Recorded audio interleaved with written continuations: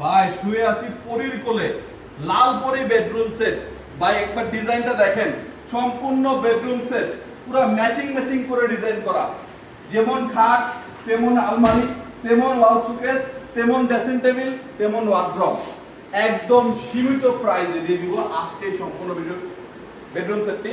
যারা ভিডিও ভালো লাগে অবশ্যই শেয়ার করবেন, লাইক করবেন, কমেন্টসে আপনাদের মতামত জানাবেন।